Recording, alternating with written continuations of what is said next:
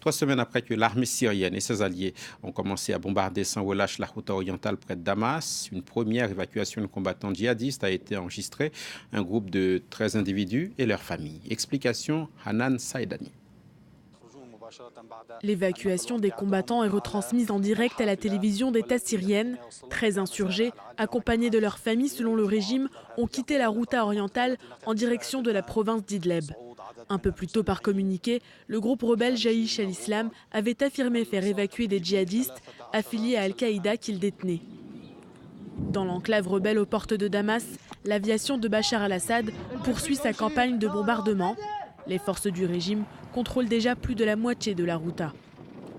Le combat contre Jabhat al-Nusra, Faylaq al-Rahman et Jaïch al-Islam n'est pas facile. Mais nous pouvons reprendre chaque jour plusieurs villages et nous libérerons totalement la Ghouta orientale des terroristes. 400 000 habitants restent pris au piège des combats. Ces 3 dernières semaines, 950 civils ont péri sous les bombes de l'aviation syrienne et de son allié russe. Vendredi, un convoi a pu entrer dans l'enclave et distribuer un peu d'aide alimentaire.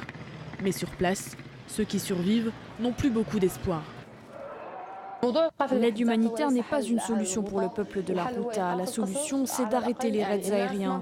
Les gens ont besoin de nourriture, mais ils veulent surtout rester en vie. On leur rapporte certes à manger, mais s'ils meurent, à quoi bon ?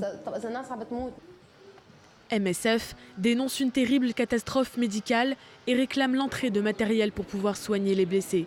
Pour le moment, seule de la nourriture a pu être acheminée.